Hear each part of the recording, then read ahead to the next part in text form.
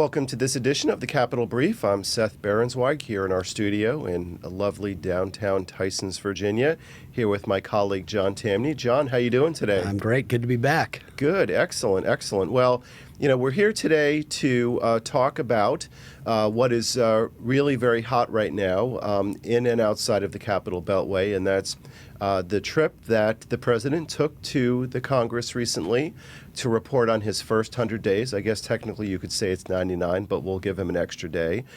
So we're here today to talk about the address to Congress and the big picture of where we are in terms of promises made and whether or not there have been any promises kept. John, let me just set the table a little bit on some observations that I've seen. And I know that the president has been criticized, and some would argue deservedly so, for promising the sun, the moon, and the stars. But let me just throw a few stats at you just to see how they feel. Since he's been with us for the first quarter of 2021, 1.3 million new jobs. Stock market about as hot as any first quarter of any president in recent history. GDP at a little bit under 6.5%. It annualizes based upon the numbers they came out to about 6.4%, which is great. Everybody's been saying we're going to be very fearful of inflation. There doesn't seem to be any measurable inflation. Are we living in a time of Goldilocks, or am I just being naive? Oh, no, never naive, of course not. Look, presidents, all politicians are to some degree reliant on luck, but I think luck sometimes comes from good circumstances around you. Biden walked into a vaccination that was about to begin, that was going to free the economy to start going again. I have real problems with that basically was held hostage by vaccination. That's not the point. That's what he walked into. GDP, I find it an intensely worthless and backwards number. Really? GDP is a consequence of economic growth. All GDP is a monument to consumption. Well, consumption is what we do after we produce. And so, right. If you like GDP, you love Jimmy Carter's presidency. You also liked Ronald Reagan's. There's just really not much to it. You're saying it's a little generic. It doesn't take a deep much dive. more than generic. It presumes that Okay. a country's an island as opposed to connected to what's going on around the world. Okay. Government spending, which is a consequence of economic growth, adds to GDP. Conversely, investment from around the world that flows in that increases the so-called trade deficit actually brings GDP down, even though that's an incredibly bullish signal when investment is coming in from around the world. So it's hard to take that very seriously. The stock market is something always to take seriously because it's a signal of optimism about the future. Right. Is it Biden or is it a divided Congress, which I would tend to say that Biden is blessed with the fact that the Democrats did not achieve what pollsters said they would in the Senate or the House. I would wager a lot of money that if they had had a landslide, as in big gains in the House and big gains in the Senate, that the stock market would not be nearly as high. The divided nature. Why is that? Well, because the divided nature of Congress is a strong signal that any major policy changes will not take place. And let's never forget the stock market to some degree is a barometer of the future. One major risk factor has been removed from the market in that Congress is just not going to do nearly as much as Biden would like. Right. The $1.9 trillion coronavirus spending bill, look, that was going to happen either way. That was going to happen whether it was Trump or Biden. Markets had already priced that. So the other stuff, it's hard to imagine you're going to get a lot from this Congress, which bodes well for Biden. Well, it's interesting that you say that because it was not passed by a huge margin. I mean, wasn't it essentially along party lines for the first 1.9 in the Senate? I mean, I hear you, and what you're saying is, look, it was probably something like that would have gone through anyway. So don't be patting the president on the back, but that vote was rather close, wasn't it? It was, and as we discussed at the time, had it been President Trump, probably the vote would have been similarly along party lines, just Republicans voting for it. Right. And so it was something, it was baked in the cake long ago.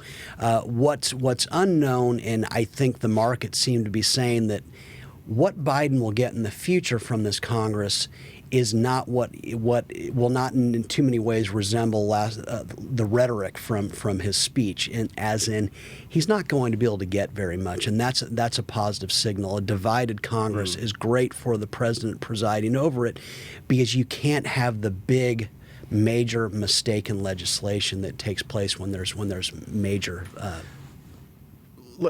In other words, division causes some handcuffs. It prevents Congress from going in and getting their hands too deep into things that are just better left aside. Division's great for the economy, yeah, always. Exactly, and arguably then it creates certainty. The market likes certainty. Let's talk about the issue of cause and effect. There are those that are just beyond thrilled with President Biden's performance thus far, and they would take issue with what you just said. What you just basically said is we have great things happening, but it sounds like you're saying that there's somewhat of a happy coincidence as opposed to a cause and effect, in that it's not like the stimulus checks went out, people took that money, bought goods, created immediate consumption that thereby raised GDP and caused revenues to go up and the stock market to flourish. Are you saying that was really more of a side coincidence as opposed to a cause and effect that we can thank the president for when it comes to injecting those funds into the economy? Yeah, because there's no such thing as stimulus, and there's no such thing as a president or Congress injecting funds in the economy. Think what happens when you don't spend some of your income. It doesn't just go into a coffee can. It's presumably in a bank or in a brokerage account. Your money's being injected into the economy all the time. What you don't spend is shifted into someone else's hands instantaneously. That's true for you. That's true for Carl Icahn. That's true for Donald Trump. Anyone with unspent wealth, they're not, when they're, quote, sitting on it, it's going to someone else. And so what Congress did is they extracted wealth from the economy that was already in there and then redirected it into the pockets of others. So there's no increase in spending. Implicit in this notion that Congress can, and it's one of the many reasons GDP is such a worthless number. Right. It is a monument to double counting. It's the kind of double counting that would make the most crooked of accountants blush. Governments have money to spend precisely because there's economic growth. To then presume that they can increase economic growth by extracting wealth from the economy and putting it into another set of pockets is just pure fantasy. Well, so your argument is let's not get too far over the moon about this candy rush, because it really is the power that takes away is the power that gives back, right? In other words, what the Congress is doing, at least in the first round, is they're giving back $1.9 trillion that, at least to some degree, was representative of the dampening and the flattening of economic activity that they ordered pause in it, and they're now trying to reinject some energy into. Yeah. It's just look. Wealth is never idle. Wealth, by definition, is not idle. It's constantly being moved to its highest use. What happens in a free marketplace is that talented, innovative, entrepreneurial people are matched with capital. All government spending is the process whereby people are matched with capital by Nancy Pelosi and Kevin McCarthy and Chuck Schumer and Mitch McConnell, as opposed to the most talented investors in the world, the best banks, the best hedge fund managers, the best private equity managers. And so as a rule, government spending has a dampening effect on the economy because there's no such thing as government spending. There's just politicized allocation of wealth that was always and everywhere produced in the private economy. Well, the Congress is about to do something that's really huge in the next chapter. We know that we had a little bit under $2 trillion in the first installment, and now we're talking about the next phase, which is, for lack of a better word, infrastructure. And what is infrastructure these days is kind of like how many angels can dance on the head of whatever pin that you want to select. Infrastructure can be defined in a lot of different ways, but there we're talking a little over $2 trillion, and I think that there are aspects of what the president talked about in his joint session of Congress that I don't know whether you could question whether it's fact or fiction, but I will give the president credit in this regard. He's talking about something that is of a proportion that to me is reminiscent of the Johnson administration, because we have roads and bridges that are crumbling. we have a train system that looks like it was updated in the 70s. There are other countries like Japan and China that have speed trains. We have Amtrak. Amtrak, it might as well be, pulled by donkeys. I mean, I'm sorry, but it's just a little bit of a joke. We need infrastructure. We need nuclear power. That's controversial, but that's clean and that's effective.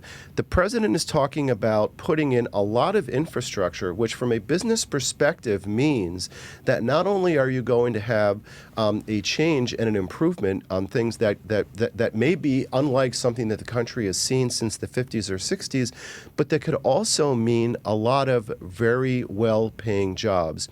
Don't you think that this is presenting a new opportunity to help give a lot of impetus to the economy as we go through the great reopening this summer?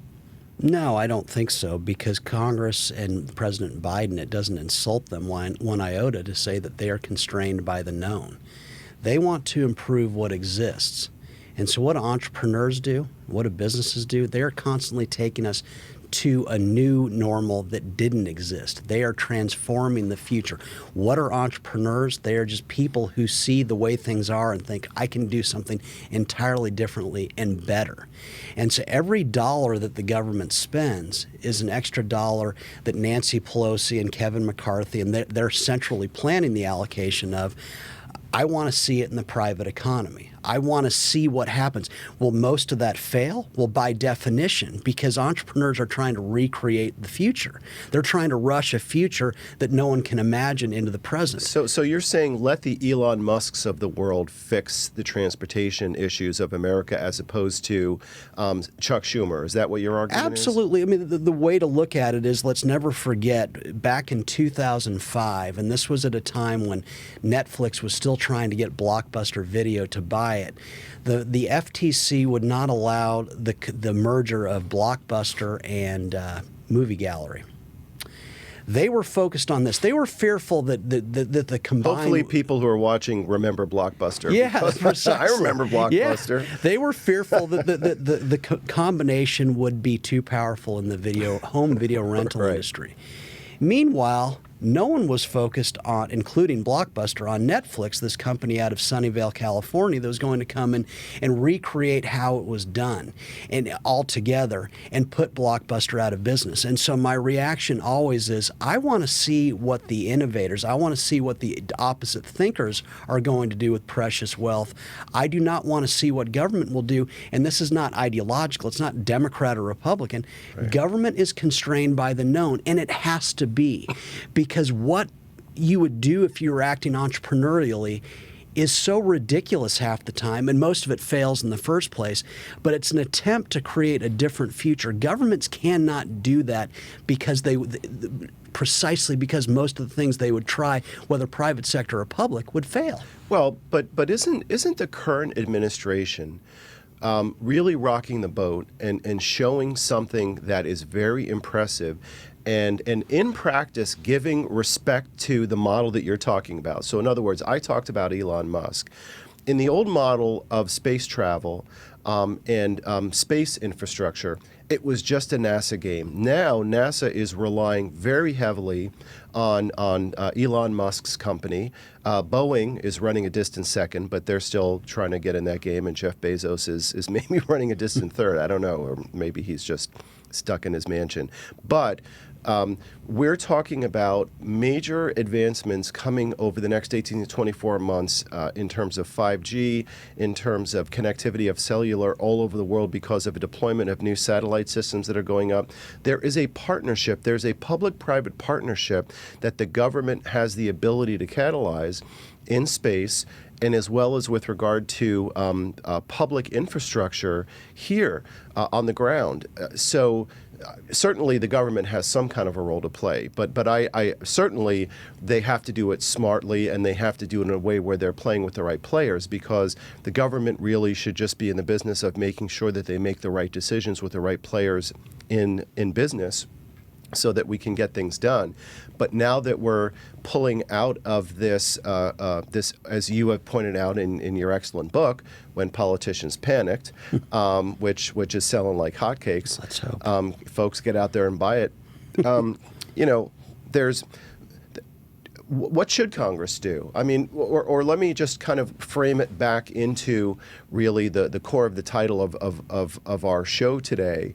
We're talking about rhetoric versus reality. The president gets up there, he makes a lot of promises. Some people on the right side of the aisle say, these are just a bunch of pipe dreams, and then they throw in the socialism word just for good measure because, well, they have to say that. Mm-hmm. But I think the president's showing the goods. I mean, he's 1.3 million jobs. I know GDP is a number that we can philosophize about whether it's how probative it is, but you really have a very strong reopening going on right now, and you do have advancement with a lot of blue chip companies in infrastructure with more jobs that are going to get created. So do you think that this is something that the government is on the wrong track? Do you think, or has the president overpromised here? What do you think about his delivery to Congress? Well, as a rule, he's overpromised, but that describes all politicians. All presidents do that, right? Yeah, rhetoric. They're talking rhetoric, and then we live in the world of reality. 1.3 million jobs, probably those were going to happen no matter what, just because the economy began to reopen long before Biden got into office. Much of this began before he got into office. That's not a knock on him. Again, they're reliant somewhat on luck. Any jobs that government can create, you have to consider the unseen. Of course, they can create jobs when you have the right to extract wealth from the private economy, when you can borrow against present and future growth in the real economy, as government routinely does. You can create lots of make work. But let's imagine you and I going to a venture capitalist next week and say, we've got a great business idea, and guess what? It's going to create tens of thousands of jobs. They would laugh you out of every single room, because in the real world, it's always about producing more wealth with fewer hands. That is what technology is. That's what advances. It's about doing more with less. Government always, it's about how many jobs can we create? How many jobs can we perpetuate with an idea? Right. Well, I don't need that. I don't know why I've got a supercomputer in my pocket, but I do. Right. I don't, with space, the same idea. What is it about going to space and maybe eventually seeing Mars that has to do with government? And I realize I'm being excessively idealistic. But at the same time, to just presume that because Biden says we want a public-private partnership that I should be excited, no, I'm not excited about that. I would much prefer to see what Elon Musk would do on his own without any partnership with government than with government trying to do this. Well, there's a little bit of a fine distinction. The nature of public-private partnerships today are different than what they used to be. Yes, he has a partnership with NASA. He has a government contract with the government agency, but every bit of every hardware and software that's going up and down is completely created by Musk's company. I don't see many NASA engineers that are really in front of the folks at SpaceX. But one of the things that I think that you've also pointed out that I find really interesting is talking about the role of technology. I've heard a lot of concern going back into the big picture of where we are right now about whether or not we're pushing the economy in such heat that we're going to be seeing inflation. But as you pointed out, the workforce is different, the technology is different, we're much more efficient, and people are looking for employees in certain areas. So perhaps inflation, at least in the short term, isn't going to be a problem. One of the things that I would push back a little bit in terms of what you were talking about relates to the reopening. Yes, there were a number of things that were well underway from the prior administration that President Biden stepped into on January 20th simply by virtue of the fact that he just took one step forward and he put his hand up and he took the oath. However, the organization and the logistics and the deployment of the vaccine, which has been directly related to the reopening and the improvement of the economy, has been immensely changed and for the better. I would argue by the Biden administration. The data in terms of where the shots were and how many were purchased was very much muddled at the time when they came in mid-January, and I think that they've done quite a good job at that. But in terms of the promises and the conversations that have happened as an aftermath of the joint session to Congress, in reality, where are we going next? Where do you see these major pieces of legislation? Let's not worry about, the Families First Act or whatever else they're talking about. That's the third tranche. I mean, I think we're already looking at a crack in our crystal ball to know what's going to happen next.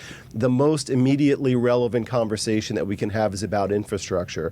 And those conversations, and there's a lot of people and a lot of businesses that are very interested in where this is going. Where is that bill going to go, and what impact do you think it'll have over the coming months? Well, I think it's important to begin with, if we agree that the vaccinations have had some kind of economic impact, can we at least ask the basic question, what if they had not tried to centrally plan it? And I'm talking Trump and Biden. Okay. Does anyone seriously think that there would have been this kind of delay for anyone getting the vaccination? What if this had been left in the hands of the CVSs of the world to begin with? I think it's a safe bet that the 33% of all Americans have gotten the vaccination by now would have been much, much higher. Right. As for what's ahead, my guess is it's going to be tougher for Biden to get a lot of these spending bills through. And to that, I say thank goodness. And that's why I think it's hard to predict, because I think it's a mistake when people say he's the $6 trillion man. That's what Karl Rove said in the Wall Street Journal today. Right. Never forget that when programs begin, that's a fraction of where they'll end. The best example of this would be Medicare. It began in 1965 as a $3 billion program. The CBO predicted at the time by 1981 it would be a $15 billion program. Mm-hmm. In fact, it was $110 billion. In a few years, it will be a $1 trillion annual program, one of the biggest line items in the budget. And so right. What terrifies me about government spending, regardless of party, is that once you spend $1, multiply that over and over again, because Congress exists to spend. Programs very quickly develop constituencies. And so if Republicans don't get some backbone here and act as the opposition party should, it's not right now. It's bad enough that $2-3 trillion dwarfs Bill Clinton's last budget in total. But what do we have ahead? Because these programs begin like this, and then they mushroom. And that's what's scarier to me. It's just the needless growth of what's not very good at meeting the needs of people. Well, certainly the Republicans are trying to push back, and they are asserting, they're not making any bones about it, the numbers are too high. But given the fact that they would be able theoretically to move this through a budget reconciliation process, at least in terms of the next tranche, they may be able to get it through with the 51-vote tiebreaker. So at that point, Mitch McConnell will be upset, and hopefully by then Ted Cruz will have woken up from his naps, because looked like he was, at least a good thing about the State of the Union or the joint session of Congress, at least Ted Cruz was able to catch up on some rest. I was glad to see that. He needs a nap. One of the things that you reminded me of was something that happened late in the Trump administration when you were talking about, let CVS and Walgreens of the world just get the vaccine out and just stay out of it. I remember a press conference in the Rose Garden during the latter part of the Trump administration when he had a lot of those CEOs behind him, and he said, these folks are going to run this thing. And unfortunately, it didn't really go anywhere. So it was a lot of flash, and it was a lot of heat, but at the end of the day, it really didn't create any substance. And I thought that was one of the best press conferences President Trump had. Mm-hmm. If he would have followed through on that plan, which is similar to the approach that you were just talking about a minute ago, I think that would have been amazing. And if he would have done it, frankly, I think he would have been reelected. But that's another conversation for another time. Well, we will know in the coming weeks what the House and the Senate does in terms of the infrastructure bill. There'll certainly be a lot of developments on that to come, and we'll keep a close eye on it. And until then, John, great to see you as always, and thanks again for the conversation today. Thank you.